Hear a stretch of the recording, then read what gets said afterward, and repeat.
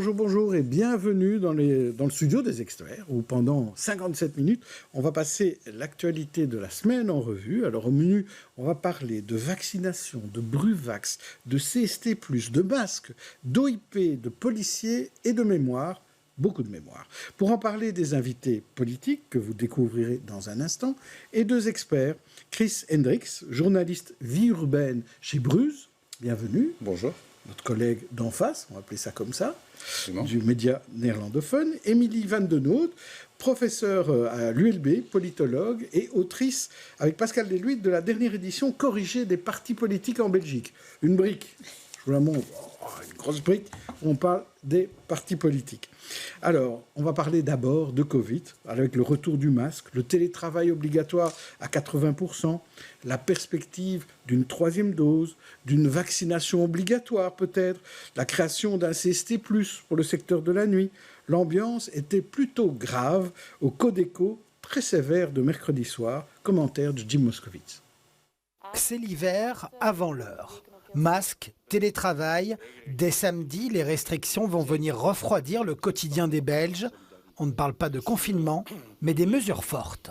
Nous avons tous espéré que l'automne aurait été plus léger et qu'on aurait eu un hiver sans corona. Et je sais que de nombreuses personnes sont fatiguées, et en particulier les personnes qui travaillent dans les soins, qui sont de nouveau submergées par la pandémie. Pour tenter de freiner l'épidémie, le télétravail fait son retour pour les métiers qui le permettent. Plus de recommandations, mais bien une obligation 4 jours par semaine, et ce jusqu'au 13 décembre. Ensuite, cela passera à 3 jours par semaine. Le CST sera désormais obligatoire pour les événements de 50 personnes à l'intérieur et 100 personnes à l'extérieur. Il faudra désormais parler d'un Covid Safety Kit plus, car il faudra présenter son CST, plus porter un masque ou présenter un test négatif. Dans l'Eureka, par exemple, lorsque les clients ou les personnes ne sont pas assis, il faut, ou on est en train de manger ou de boire en étant assis, il faut utiliser naturellement le CST pour rentrer, mais il faut utiliser le masque quand on se déplace. Ça s'applique aussi aux discothèques et aux boîtes de nuit. Le masque, lui, fera son retour partout à l'intérieur pour les plus de 10 ans. Seule exception, l'école où le masque ne sera pas obligatoire avant le secondaire, mais il faudra améliorer l'aération des classes. On va tenter d'accélérer la ventilation dans les écoles, dans les classes, et notamment avec les CO2 mètres, de mettre à disposition de l'ensemble des classes un CO2 mètre pour mesurer la qualité de l'air et la ventilation. Quant au vaccin, le booster, 3e ou 2e dose selon les vaccins, il sera disponible pour toute la population dès le printemps prochain. Des mesures plus dures, donc, Chris Hendricks, et c'est peut-être pas fini, il y aura encore plus dur à venir. Possible. On vient d'apprendre que l'Autriche a mis une obligation vaccinale pour tout le monde, donc pas seulement le personnel soignant. Et la question c'est, est-ce qu'on l'aura? Est-ce que c'est souhaitable? Et à titre personnel, je crois que la réponse, pour moi, devient de plus en plus oui. Pourquoi? Parce que je crois qu'une grande partie de la population qui a des incertitudes et qui, pour l'instant, dit non, serait plutôt soulagée d'avoir une classe politique qui dit « Voilà, nous avons bien réfléchi, on s'est bien informé, on est compétent pour cette décision, et voilà donc une obligation. » Et à ce moment-là, je crois que ces gens-là diraient plutôt « Eh bien, c'est obligé, je le fais. » Alors que maintenant, il y a le poids de devoir faire un choix soi-même, alors qu'on n'a peut-être pas l'impression d'être bien informé, bien placé pour prendre ces décisions. Oui, on met la responsabilité sur le citoyen. Oui. Or, vous trouvez que la responsabilité devrait être du côté des autorités. Oui, et dire, c'est vous qui devez choisir, on peut l'interpréter aussi comme, mais attention parce qu'il y a un risque. C'est pour ça que nous ne prenons pas la décision, c'est à vous, individus. Alors que je crois qu'il y a un malentendu profond sur le rôle du politique. Mais c'est quelque chose qui m'est venu au fur et à mesure. Au début, j'étais aussi plutôt, pourquoi vaccination? Pourquoi obligation? Voilà. Alors, vous, Émilie Van Noot, que j'ai appelé tout à l'heure Van den Noot, partout, je devais penser à cet ancien Beaumaison Saint-Pierre, puisque vous êtes spécialisé dans les partis politiques. Mais alors, d'abord, votre avis sur ce qui se passe, peut-être en matière politique, sur ces dernières décisions et tout ce qui se passe avec le Covid? Oui, mais ça montre toute la difficulté de la décision collective, avec des intérêts différents. Et je pense qu'il y a quelques éléments qui ont déjà été mentionnés, qui sont importants à ressouligner. C'est peut-être qu'à un moment donné, il faut essayer de sortir de mesures qui entretiennent une asymétrie entre catégories de la population. Des mesures qui entretiennent de l'asymétrie, ça va entretenir de la polarisation aussi, avec des gens qui accusent, des catégories de citoyens qui accusent d'autres, soit d'avoir la vie plus facile, moins facile, c'est la faute, pas la faute. Et cette polarisation, elle risque de se renforcer si on continue avec ces mesures asymétriques. Ça va renforcer peut-être aussi des polarisations nord-sud qui existent déjà. Et à l'intérieur de Bruxelles, Bruxelles est un microcosme de la Belgique, des polarisations nord-sud aussi. On sait que Bruxelles est déjà duale. Donc, il faut peut-être essayer de réfléchir à des mesures qui soient plus transversales, qui puissent parler à tout le monde sans mettre dos à dos des catégories de population, des catégories de profession. Et sans discriminer. Voilà. Eh bien, on va voir ce qu'en pensent nos deux invités, puisqu'on va accueillir deux éminentes députées bruxelloises, l'une de l'opposition, l'autre de la majorité. L'une était vice-présidente de parti et l'autre fut longtemps ministre. Leurs partis n'ont jamais été ensemble au gouvernement, même si on l'a souvent évoqué. Peut-être on verra. L'une est de l'Est, Schaerbeek, et l'autre est de l'Ouest, Anderlecht. Un choc Est-Ouest, donc, qu'elles entrent.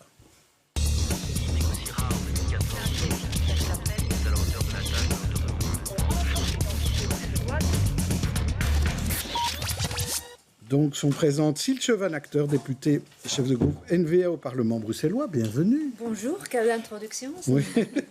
Donc, comme je disais, vous êtes plutôt à l'Est. Ouais. Et Fadila Lanan, députée bruxelloise PS d'Anderlecht, donc à l'Ouest. Exactement. Voilà. Bonjour. Alors, vous avez entendu évidemment ce qui s'est passé avec le Codeco, mais je voudrais d'abord que vous réagissiez à cette notion d'obligation vaccinale. C'est vrai que ça gagne l'Autriche. On voit qu'il y a des obligations vaccinales il y a des confinements pour des non-vaccinés dans d'autres pays.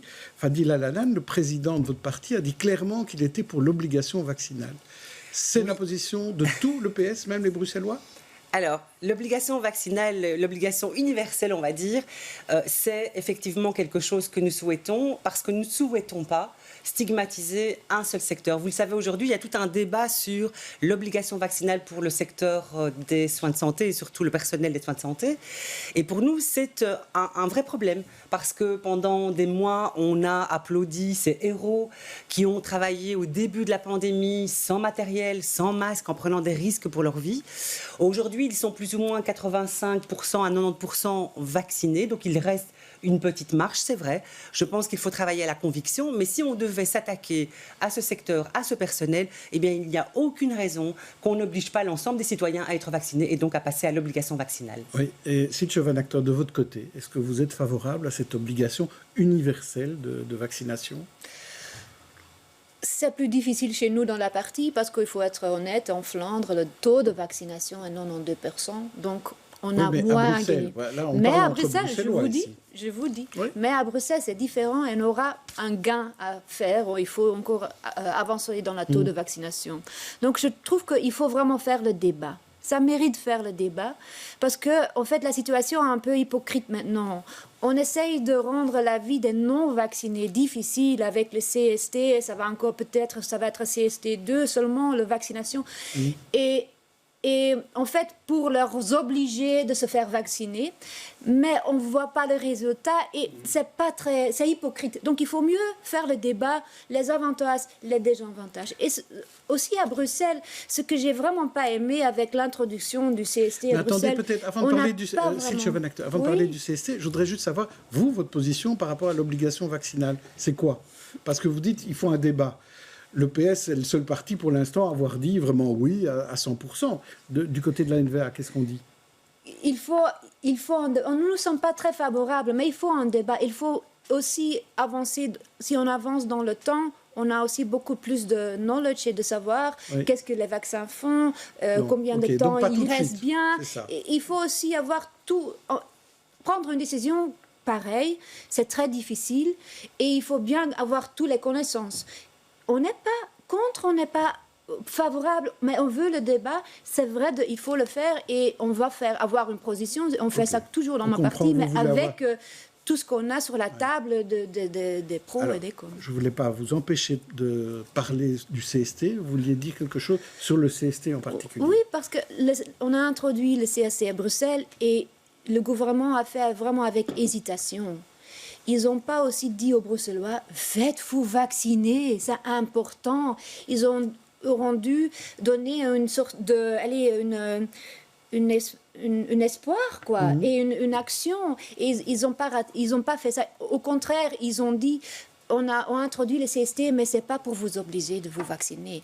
Et ça, c'est pas correct. Et en fait, on n'a pas vu aussi non plus une grande augmentation dans le taux de vaccination dès que l'introduction du CST. Ce qu'on avait tous espéré, mais ça n'a pas marché. Mais donc finalement, si on vous écoute, là, il vaudrait mieux que tout le monde se fasse vacciner, alors. Ce serait plus simple. Il faudra mieux que tout le monde se vaccine pour soi-même, pour ses proches, parce que c'est vrai, avec une vaccination, on est beaucoup mieux protégé.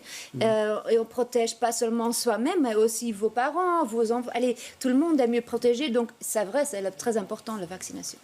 Chris Hendricks. Je veux dire que les positions peuvent encore évoluer, parce que si j'entends Sylvia Van Achter, par exemple, Alexandre De Croo, la dernière chose qu'il a dit, c'est oui, mais une obligation, je ne suis pas pour. Regardez, il n'y a aucun pays en Europe occidentale qui l'a fait. Et paf, on n'est même pas 24 heures plus tard. Et il y a l'Autriche qui le fait.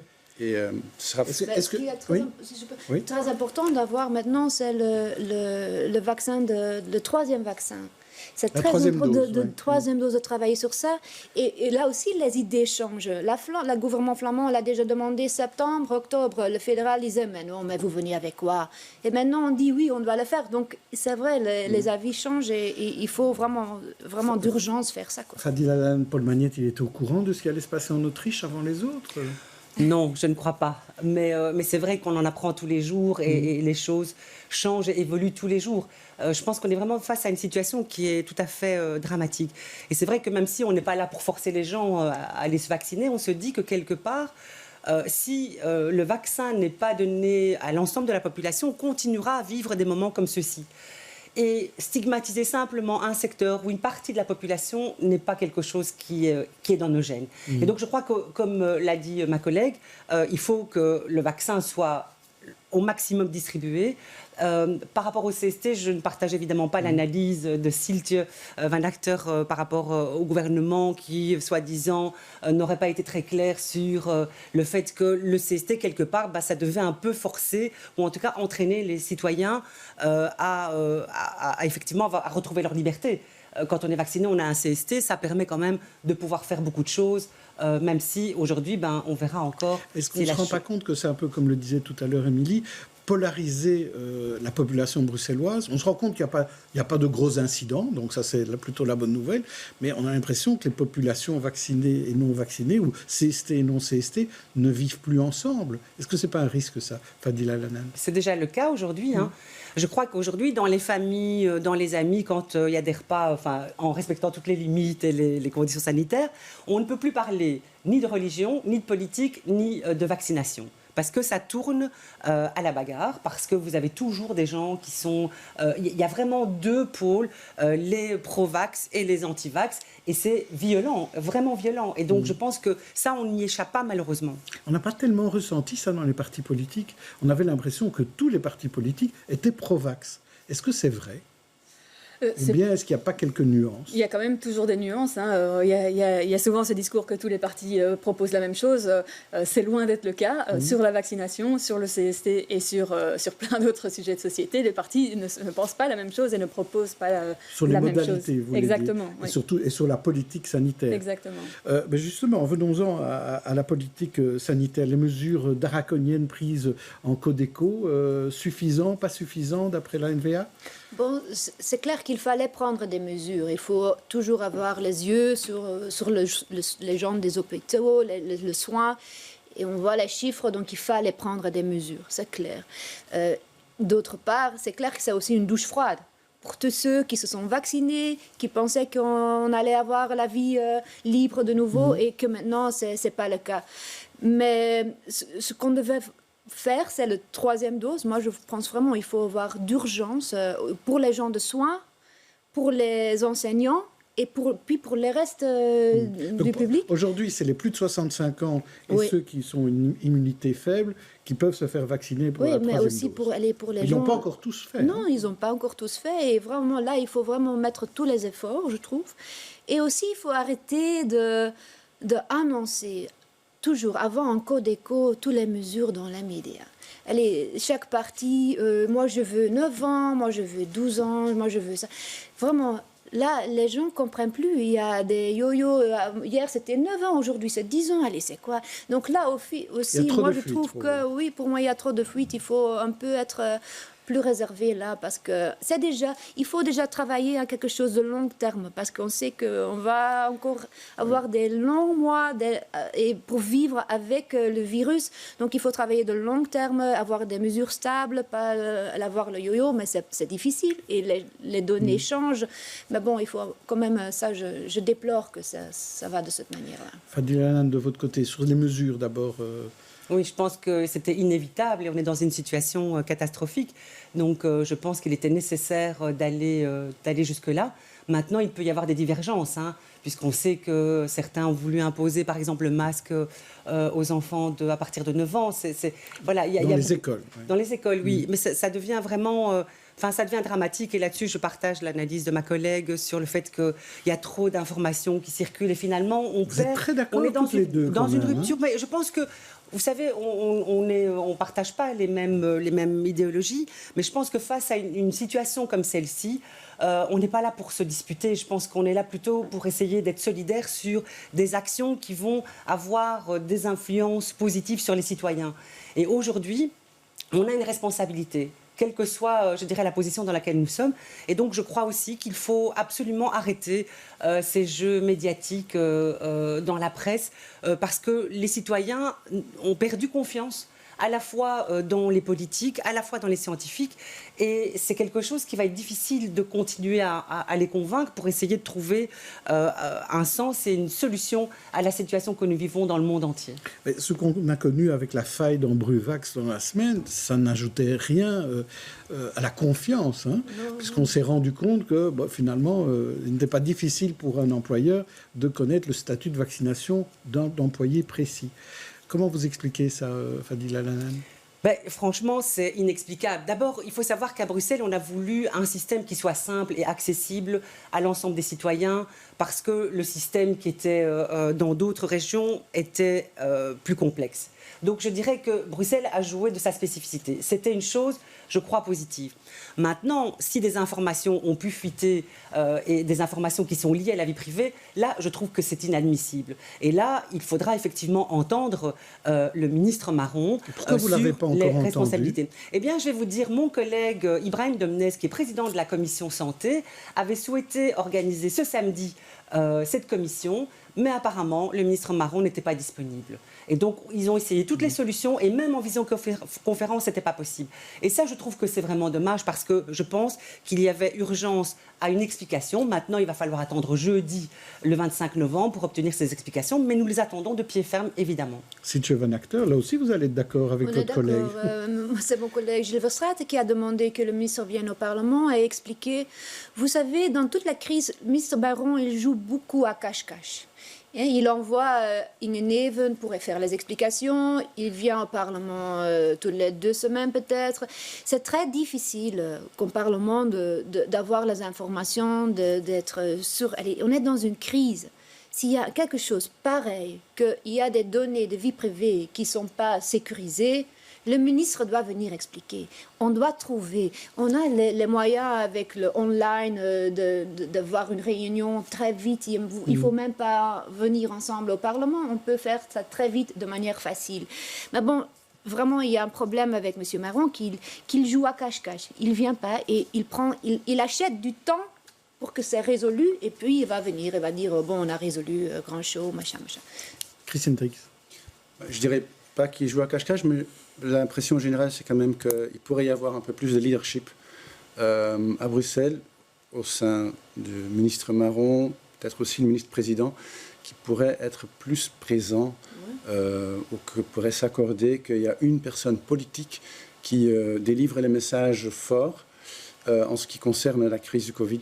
Et on peut évidemment, expliquer que ce soit Inge Neven, qui est quelqu'un qui est là, une experte qui est là de manière temporaire pour délivrer certains messages, mais il y a d'autres messages qui doivent être faits par le politique. Est-ce que c'est pas étrange, Fadila Lan, que ce soit une experte consultante qui représente finalement le ministre ou l'administration? On n'a trouvé personne à l'administration pour faire ce genre de job? Là, il faudra poser la question au ministre Marron. Je dirais que c'est sa compétence et il a décidé de l'implémenter de cette façon.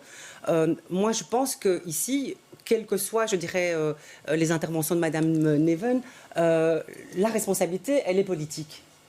Et donc, que le ministre Marron vienne s'expliquer avec son administration, avec ses consultants, quel que soit leur statut, peu importe, la responsabilité politique, c'est la sienne. Et donc, nous attendons effectivement des explications parce que ce que nous avons découvert est inadmissible. Émilie Van Haute, on se rend compte quand même que là, il y a un jeu politique au sein du gouvernement aussi. Bien sûr, mais ça, c'est la caractéristique aussi des gouvernements de coalition qui rassemblent plusieurs partis, des partis qui sont aussi concurrents, hein, il faut le dire, électoralement. Et donc là, la question est de savoir, je pense qu'il y a une tradition de pouvoir aussi parler en un nom de gouvernement. Je partage assez fort l'avis de Chris Hendricks. Il y a une responsabilité individuelle ministérielle. Et puis, sur des crises telles qu'on la connaît aujourd'hui, il y a aussi la nécessité pour un gouvernement de s'affirmer de manière plus collective. Et donc, il y a les deux dimensions. C'est-à-dire de demander au chef du gouvernement de prendre le dossier en main. Ça, c'est déjà fait, hein, dans des gouvernements fédéraux. On a déjà vu. Est-ce que ce serait envisageable, Fadila Lan, de demander à Rudy Verwoerd de prendre ça en main lui-même? De toute façon, à l'occasion de la commission de ce 25 novembre, il y aura effectivement un débat. Après ça, le gouvernement devra décider de la façon dont il gérera cette responsabilité. Donc, je ne vais pas anticiper, mais tout est possible, bien entendu. Sylvie Van Acteur là-dessus. Monsieur Marron, ministre-président Verwoerd sont tous les deux un peu les mêmes. Hein. On voit un manque de leadership chez les deux. Donc, remplacer monsieur Marron par monsieur Verwoerd, bon... Eh bien, on va continuer à parler du gouvernement bruxellois et du Parlement bruxellois, parce qu'on va parler à présent du budget bruxellois. On est même revenu sur le mauvais bulletin remis par la Cour des comptes, adressé à 3 organismes d'intérêt public, les fameux OIP bruxellois. Sven Gatz, le ministre du budget, s'en est défendu. C'était dans Toujours plus d'actu avec Fabrice Grosfilet.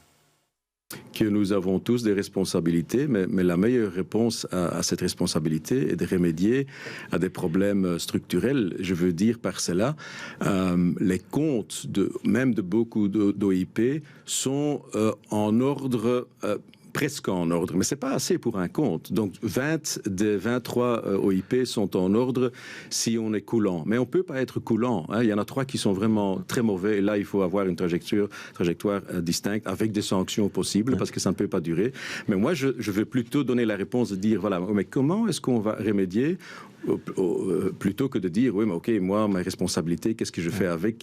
Sylvie Van Acteur, vous avez demandé la démission de Sven Gatz, le ministre Ponvelde. Est-ce que c'était pas un peu exagéré? Non, c'était pas exagéré. J'ai demandé la démission de ministre Gatz pour 3 raisons. D'abord, la Cour de compte. Hein. La Cour de compte qui dit que les rapports, dans ces rapports, qu'il y a vraiment que la situation est grave, qu'elle peut plus avoir un avis sur les comptes de Bruxelles.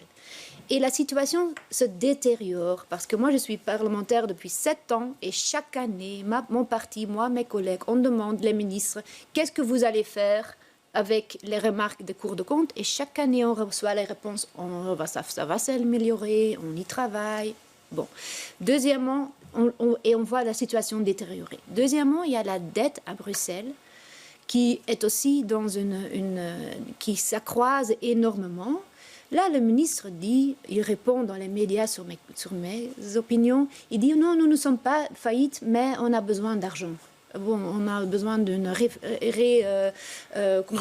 refinancement de Bruxelles parce qu'on n'est pas faillite. Mais là, il y a vraiment un problème parce que, par exemple, la rénovation des tunnels, on a toujours les dettes pour financer les tunnels, mais ça va continuer jusqu'à 31, parfois 30 millions, 70 millions.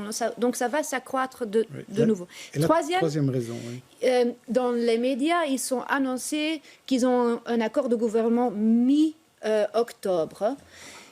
Et par exemple, ils ont dit on va économiser pour 105 millions d'euros. On est mi-novembre. Passé, on est après mi-novembre, et j'ai pas encore eu les réponses sur où on va économiser. J'ai posé la question plusieurs fois. Maintenant, on commence à avoir des réponses. Par exemple, Claire Failly dit moi, je dois économiser 5 millions. Je vais envoyer la facture à la classe moyenne ou au Bruxellois qui va payer les chèques de services, des titres de services plus chers. Donc il y a plein de raisons pour lesquelles je l'ai demandé. Alors, que dit la parlementaire de la majorité? Est-ce que vous aussi, vous trouvez qu'on n'a pas beaucoup d'informations sur ce budget? Non, et je pense que c'est pas... Je ne rejoins évidemment pas les propos de ma collègue. La Cour des comptes a été critique à l'égard de plusieurs entités. On l'a entendu pour la région, pour la Fédération Wallonie-Bruxelles. Je parle d'entités. Ah oui, des entités, pardon. Des entités. Oui. Et même de la Flandre, dans les comptes 2020. Elle est critique parce qu'il y a eu des imprécisions, des choses qui n'ont pas été reprises. Et donc, je veux dire, les critiques, elles sont là. OK. Maintenant, ça ne veut pas dire que, pour autant, il faut continuer à travailler de la même façon.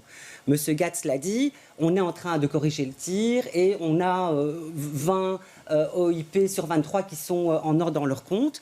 Maintenant, sur le budget et sur les investissements, évidemment que, vu la situation économique, sociale et sanitaire, que le gouvernement, effectivement, est plein de surprises par rapport à cette crise sanitaire, qu'on a dû repenser complètement les politiques. On ne va pas faire des économies, je dirais, par rapport aux citoyens, par rapport aux entreprises. On a dû évidemment pallier certaines dépenses parce que la situation le demande. Maintenant, l'engagement du gouvernement ici est aussi de dire qu'en 2024, on devrait arriver à un équilibre budgétaire. Ça nous laisse encore un peu plus de 2 ans pour travailler en ce sens. Et donc, on ne va pas commencer à chipoter sur des économies à faire et de serrer encore plus la ceinture à la fois des citoyens, à la fois des entreprises, parce qu'il faut avoir un budget en équilibre. Moi, je ne suis pas du tout de cet avis-là, en tout cas. Donc, on peut avoir un budget en déséquilibre, c'est ça que vous dites. Chris Hendricks, du point de vue de l'observateur. Je ne vais pas réitérer ce qu'a demandé Suitje van Achter, la démission de Sven Gatz, mais je crois qu'ils auraient intérêt à prendre un peu plus l'initiative et à expliquer de manière claire qu'est-ce qu'ils vont faire pour pallier à cette situation. Parce qu'on a l'impression qu'à chaque fois, c'est d'après-coup maintenant. Chaque année, en effet, on constate qu'il y a certains comptes qui ne sont pas bons, et puis il y a une réaction politique, et puis l'année prochaine, c'est la même chose. Donc, mais les commissions sont en cours, excusez-moi de vous interrompre, Monsieur Hendricks, les commissions au Parlement sur l'analyse des budgets, c'est maintenant. Donc les réponses, elles arrivent au fur et à mesure des réunions. Vous comprenez? Donc Madame Van Achter dit on n'a pas de réponse. Mais oui, nouveau, parce que l'année passée, l'année d'avant, chaque année on demande les. Non, mais que les réponses ne vous plaisent pas, Madame Van Achter, je peux comprendre, mais les réponses vous sont données. C'est peut-être pas vos priorités, mais vous êtes dans l'opposition, donc évidemment on n'est pas sur la même ligne. Je ne parle pas de réponse. Je parle plutôt du fait que je crois qu'ils auraient intérêt à mettre sur table un plan, organiser une grande conférence de presse pour dire, écoutez, les problèmes sont ceux-là, on va résoudre ça de telle manière. Et prendre l'initiative. C'est prévu parce que vous savez, le ministre Gatz a bien rappelé, excusez-moi de vous interrompre, mais il a bien rappelé qu'il y a des réunions qui se font avec la Cour des comptes, justement, de manière régulière. Mais évidemment, avec la pandémie, il y a eu beaucoup de choses qui ont été retardées. Mais la volonté du gouvernement, c'est effectivement d'essayer d'arriver à une situation saine et aussi à permettre un contrôle, à la fois par la Cour des comptes, mais aussi par le Parlement. On verra les résultats. Mais Émilie Van Oud, il y a aussi peut-être une clé de cela, c'est de se rendre compte que le poste de budget est toujours tenu par un Open VLD. Est-ce que ça ne rend pas la NVA un peu nerveuse, ça? Est-ce que ça ne crée pas un peu de tension? C'est sûr qu'évidemment, on parle de deux compétiteurs sur le plan électoral, donc c'est inévitablement, ça suscite des choses. Mais je pense que voilà, c'est aussi un exercice simplement aussi de majorité d'opposition, pas nécessairement dans le même rôle linguistique, mais c'est un rôle classique de majorité et d'opposition et de critique de l'opposition sur, si j'entends bien, deux points liés au budget. C'est d'abord la méthode et la gestion, et puis sur un certain nombre de choix politiques qui sont faits par rapport rapport aux dépenses et au fait de gérer comment est-ce qu'on gère la crise, où est-ce qu'on serre la ceinture ou pas, et peut-être de transparence aussi par rapport aux choix qui sont proposés. Je vous laisse un petit mot de conclusion, Silje Van Acter, parce que je vois que vous trépignez. J'ai de la patience, mais je fais j'ai été élue pour 5 ans. Et j'ai déjà beaucoup demandé les questions. J'ai déjà beaucoup entendu les paroles des ministres. On va résoudre. Mais moi, je veux des réponses. Et au moins, maintenant, j'espère que ça va avancer. Parce qu'on ne peut plus travailler de la même manière. Et aussi, les réponses pour dire, la Flandre a aussi des erreurs, vraiment. Le ministre l'a dit aussi, vraiment. Si on lit les 2 rapports, c'est vraiment un monde différent. Ce n'est pas les mêmes problèmes. Donc là, ce n'est pas une réponse que je veux entendre. Certains pas, vous, d'accord, mais certains pas d'un ministre, parce que ce n'est pas honnête d'avoir la réponse. Et comme vous le dites, vraiment, il faut agir. Et c'est ça que à Bruxelles, ça va beaucoup trop lent.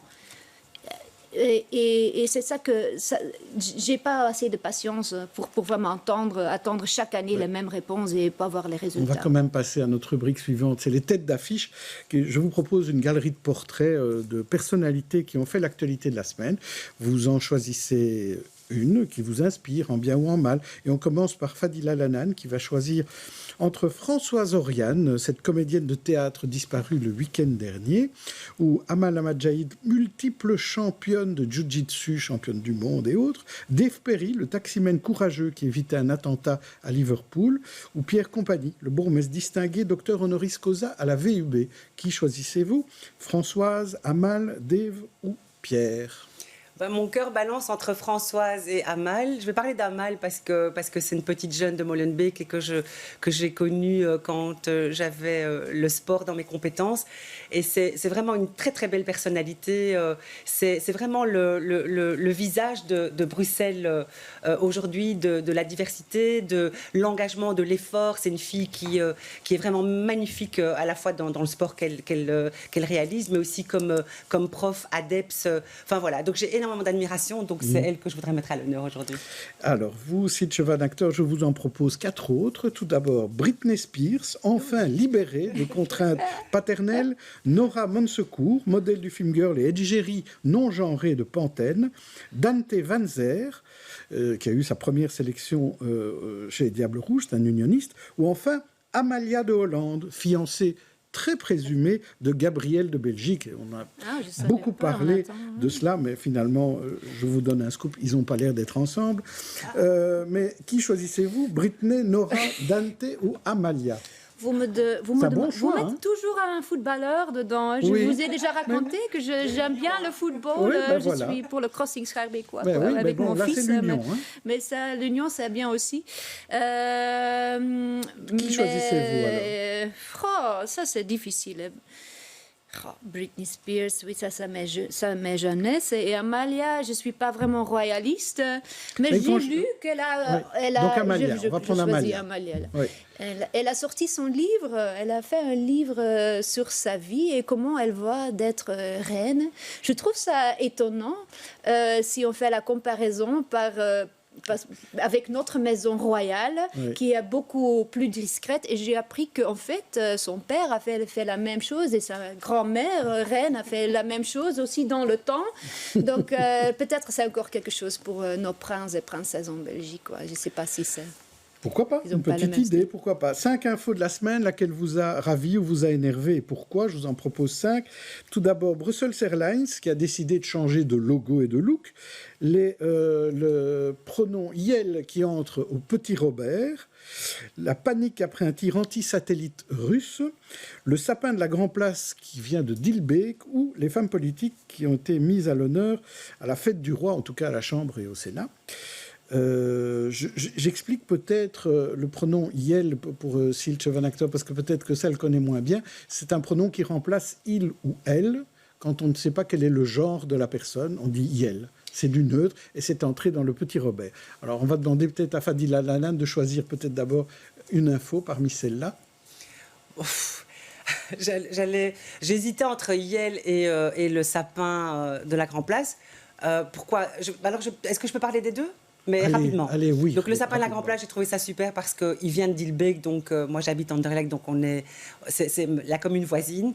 Et j'ai trouvé un beau symbole, en tout cas, voilà, que ce sapin vienne de Dilbeek et soit sur la Grand Place.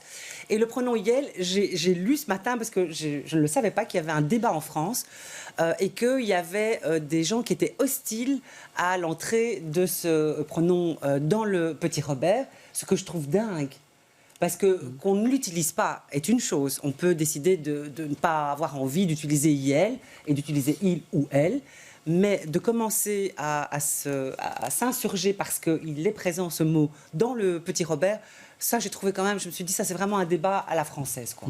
Ça c'est la France. Sintje Van Achter, qu'est-ce que vous choisissez? Je peux rester sur le IL ou pas? Oui, si vous voulez, j'ai découvert ce matin sur Twitter, et je suis aussi des gens francophones sur Twitter, bruxellois, et je dis mais c'est quoi ce il et elle? J'avais vraiment... Donc je suis contente que vous m'expliquez maintenant. En plus c'est dans votre prénom à vous. Oui, en fait, si tu mets seulement le C et ciel, voilà, c'est moi en fait. Oui.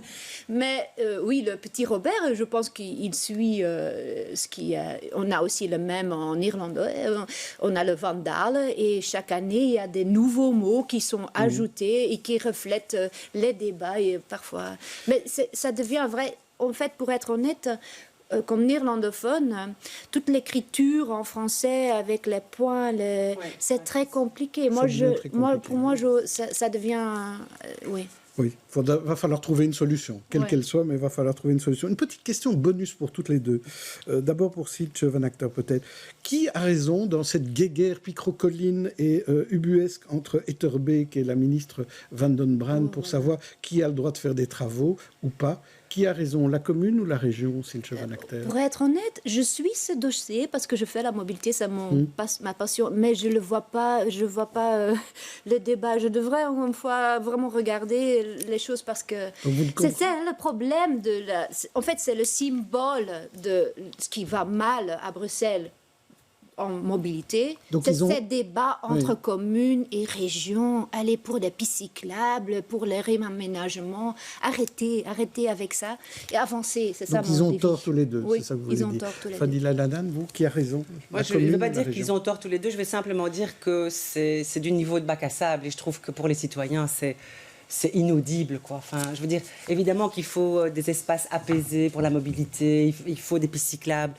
Mais il faut qu'il y ait un dialogue, quoi. Donc, bon sang, qu'ils se mettent autour de la table et que ça suffit, quoi. Ce jeu, moi, je trouve ça devient... Enfin, c'est du cinéma, quoi. C'est ridicule, voilà. La police est en colère cette semaine. Depuis les annonces budgétaires fédérales, la ministre de l'Intérieur doit faire des économies.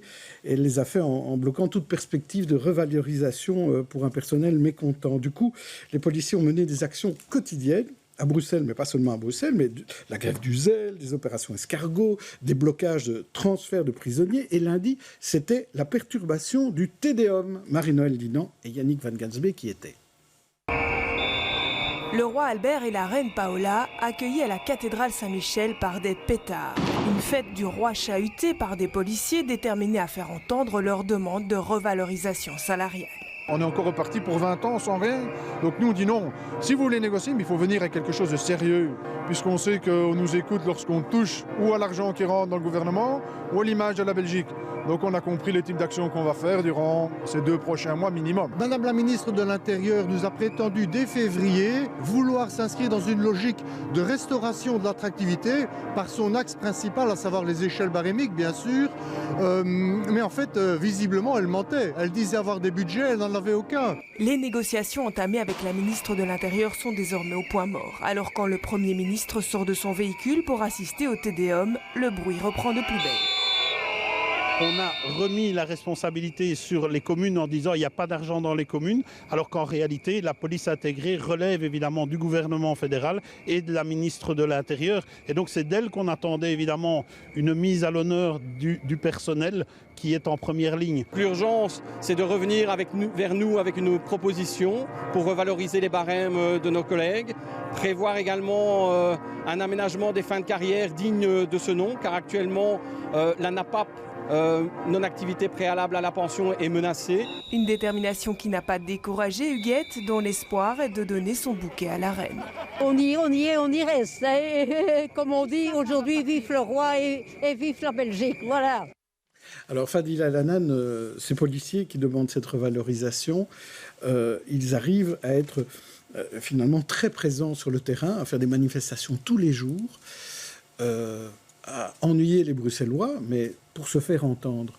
Pourquoi la ministre de l'Intérieur n'arrive pas à trouver une solution ? Ben ça, je vous avoue, bon, c'est au niveau du fédéral. Mais ce que je voudrais dire, c'est que moi, je reconnais que le droit de grève est un principe absolu. Et donc, et même si ce sont des policiers qui doivent l'exercer. Maintenant, c'est vrai que c'est très déstabilisant. Et je me rappelle que la semaine dernière, je crois que j'ai mis 1h20 d'Anderlecht pour arriver au Parlement. Donc, c'est sûr que ça peut mettre les nerfs à vif de certaines personnes qui doivent se déplacer en voiture. Ceux qui ratent leur avion. Ou qui ratent leur avion.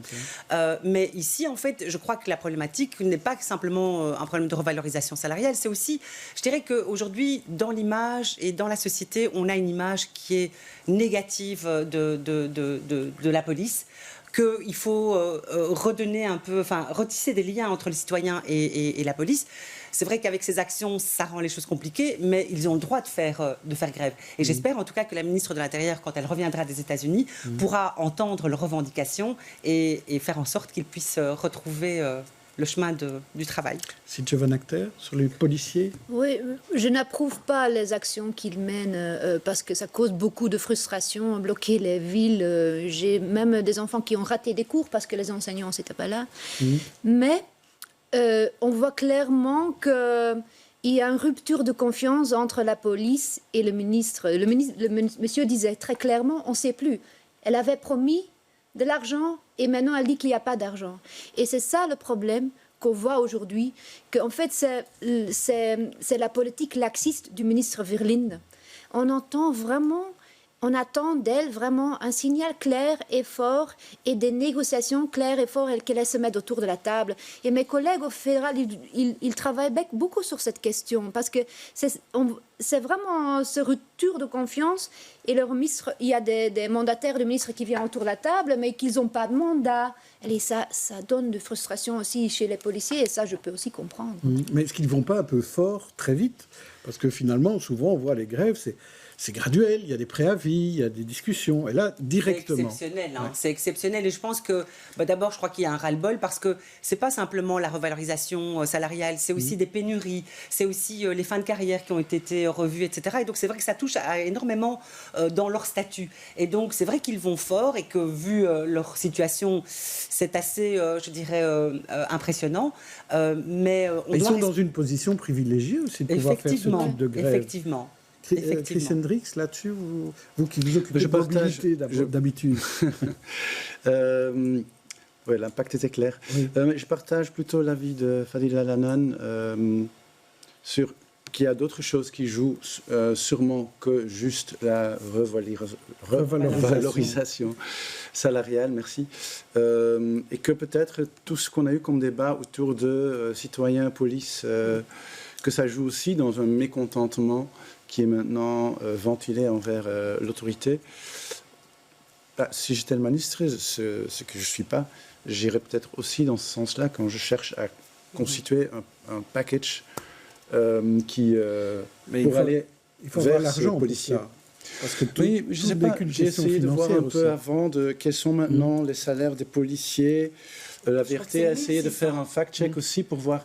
Et c'est plus ou moins dans la moyenne de leurs compétences. Fadila El-Hanan, au niveau du chiffre. Ce matin, j'entendais un des syndicalistes de la police, je ne sais plus lequel, mais qui disait que certains policiers gagnaient moins qu'un chauffeur d'un transport en commun régional ou d'un agent de Bruxelles Propreté. Et donc, voilà, c'est vrai que c'est un métier qui a été fort dévalorisé ces derniers temps. Et je pense qu'ils ont besoin de retrouver aussi, comme l'a dit comme l'a dit Chris Hendricks, il faut retrouver cette confiance. Il faut que la ministre puisse, être à l'écoute. Et puis, je pense que c'est pas qu'une question d'argent. Voilà. Alors, je vous propose de passer à notre dernier sujet sur la place du devoir de mémoire. Commissions et experts travaillent sur l'histoire coloniale de la Belgique. et sur la place du Congo belge dans les programmes scolaires. Autre mémoire, la Shoah. Cette semaine, on a posé des pavés de mémoire à Bruxelles et des survivants ont rencontré des classes de rhétorique à l'atelier Bracops à Anderlecht. Le nonagénaire Bernard Fenerberg vit dans une seigneurie à Bruxelles et il est venu témoigner. Il est l'un des derniers survivants capables de témoigner. Jeune homme, il a sauvé des fillettes juives des griffes de la Gestapo, extrait de son témoignage. Tout de suite, je me suis dit, ces enfants, ils ne les auront pas.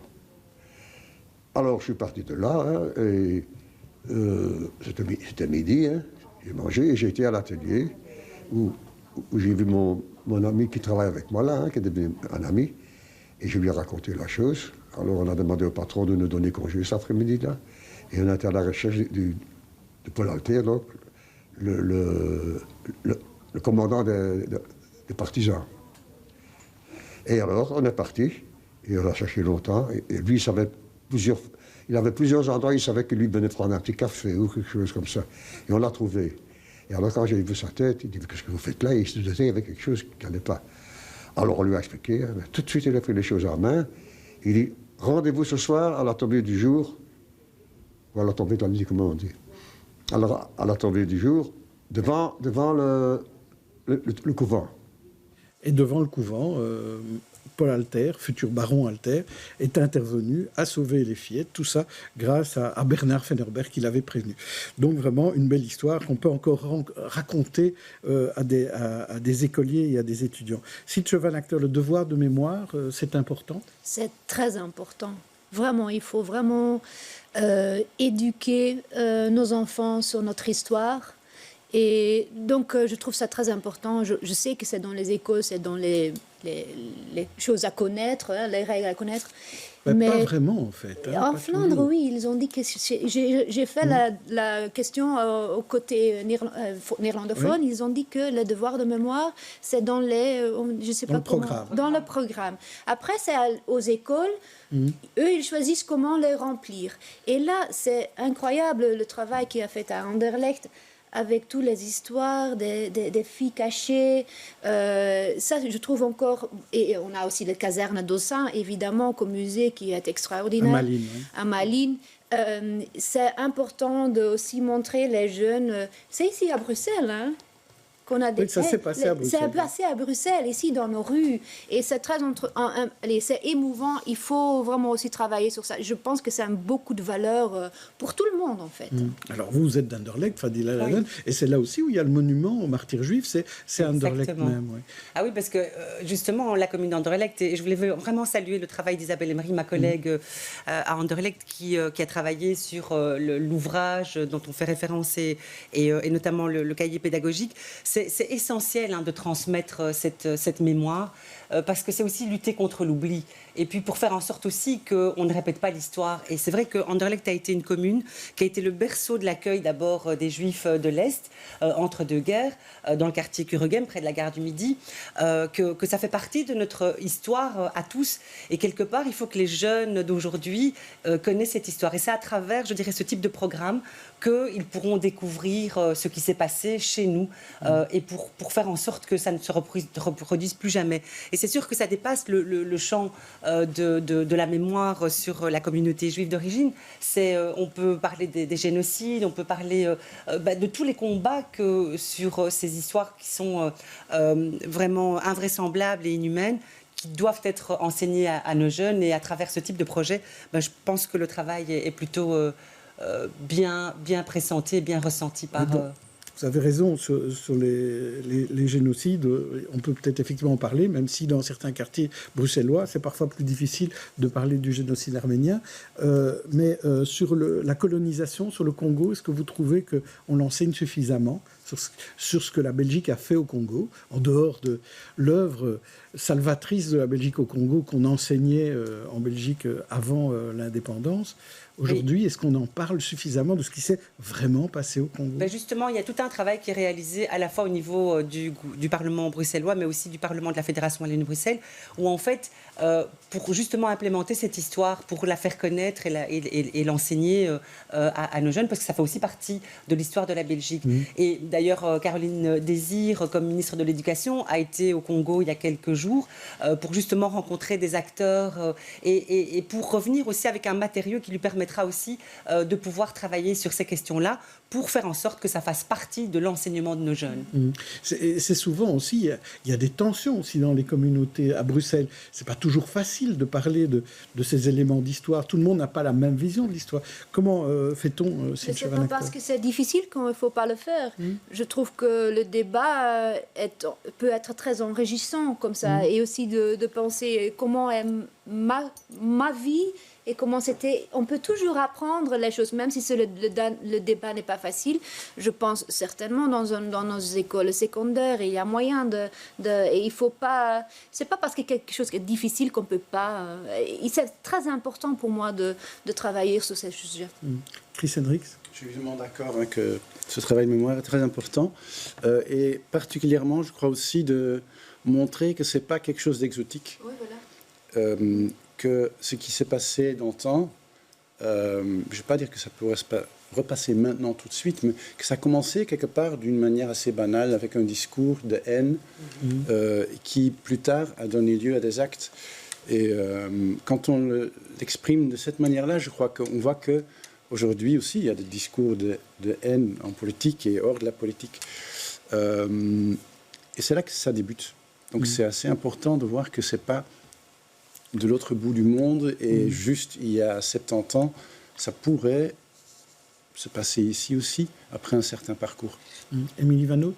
Oui, peut-être deux choses. D'abord, la première, c'est bien entendu que je pense que, et je vais le parler comme académique, l'expertise scientifique sur ces questions-là, elle est là. Et il y a un rapport de l'Académie qui a récemment été publié sur la question notamment coloniale. Et je pense qu'il faut vraiment pouvoir nourrir la société de ce que les universitaires ou les experts peuvent produire et venir accompagner cette réflexion. Et puis, dans un deuxième temps aussi, l'idée que ce devoir de mémoire, c'est évidemment, ça a sa place dans un cours d'histoire, mais il y a un aspect très contemporain sur les questions de citoyenneté. Et on a tout un débat, notamment du côté francophone, sur ce fameux cours de citoyenneté, où finalement, on lui donne un aspect philosophique ou juridique, mais très peu politique, parce qu'il y a une vraie crainte du politique et justement des débats. C'est toujours difficile de faire entrer la politique dans une classe. Tout à fait, mais je pense que c'est nécessaire. C'est nécessaire parce qu'à un moment donné, les citoyens, ils y sont confrontés et ils doivent pouvoir se positionner, comprendre des arguments, comprendre des enjeux. Et je pense que là, il y a un vrai travail éducatif à faire. Une conclusion, Fadila Al-Hanan, là-dessus, sur le fait de faire entrer peut-être un peu plus de politique? Je suis d'accord avec Mme Van Hout. C'est vrai, faire entrer la politique, mais pas dans le sens partisan. Non, pas du tout. C'est la politique, je dirais, au sens noble, sur des questions de société qui font débat. Et je trouve ça important que l'on... Faire entrer des politologues dans les classes. Ils n'ont pas le droit de donner le cours de citoyenneté. Ah, non. Voilà, oui. Non, vous n'avez pas la qualification nécessaire. Non. Voilà. Chris, juste aussi, j'ai des enfants qui sont sortis du secondaire maintenant. Ils m'interpellaient encore récemment sur pourquoi on n'apprend rien en histoire après... Je crois qu'il disait la Seconde Guerre mondiale. C'est ça, oui. Et donc, bon, tout ce qui est colonialisme, etc., c'est après. Mais c'est comme si on avait un peu peur aussi de toucher à des matières qui sont un peu trop proches. Mais maintenant, alors que c'est plus si proche que ça. Hein. Non, voilà. non. Le temps mais il ne faut pas toujours attendre que... Voilà. Voilà, on ne peut pas attendre 70 ans spécialement. Je vous propose de passer à présent à nos coups de cœur.